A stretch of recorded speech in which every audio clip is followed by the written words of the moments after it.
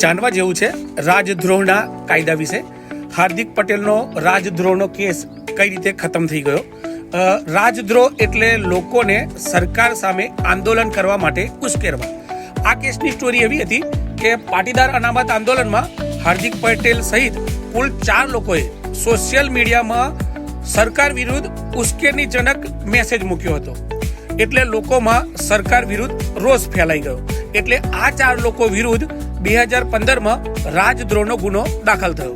હવે 2025માં સરકારે આ કેસ પાછો ખેંચવા માટે કોર્ટમાં અરજી કરી અને એવું કહ્યું કે 2022માં સુપ્રીમ કોર્ટે રાજદ્રોહના બધા જ કેસ ચલાવવા પર સ્ટે મૂકી દીધો.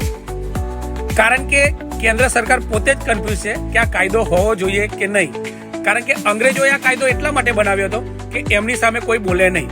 પણ આ કાયદો લોકોની સ્વતંત્રતા છીનવે છે એટલે સરકાર આ કાયદા પર ફરીથી વિચાર કરવા માંગે છે. પછી સરકારી વકીલે હાર્દિક પટેલના કેસ માટે એવી આર્ગ્યુમેન્ટ કરી કે આ કેસમાં કોઈ પબ્લિક પ્રોપર્ટીને નુકસાન નથી કે કોઈ બહુ મોટી જાનહાનિ કે હિંસા નથી. ફક્ત સોશિયલ મીડિયામાં નોર્મલ મેસેજ ફેલાવવાનો આરોપ છે. અને આ 4 લોકો પર અમદાવાદમાં પણ રાજદ્રોહનો ગુનો દાખલ થયો હતો. અને અમદાવાદ સેશન કોર્ટે 2025માં જ આ કેસ પાછો ખેંચવા માટે મંજૂરી આપી દીધી હતી. અને પછી એમના વકીલે એવું જણાવ્યું કે અત્યાર સુધી એ ગુજરાત હાઈકોર્ટના ઓર્ડર સામે કોઈ અપીલ થઈ નથી કે મતલબ કે આ ઓર્ડર સામે કોઈને પણ વાંધો નથી. એટલે સુરતનો પણ કેસ પાછો ખેંચવા માટે અમને મંજૂરી આપો. અને સુરતની કોર્ટે આ બધું ધ્યાનમાં લઈ કેસ પાછો ખેંચવા માટે મંજૂરી આપી દીધી. અને હવે આ કેસ હંમેશા માટે ખતમ થઈ ગયો છે.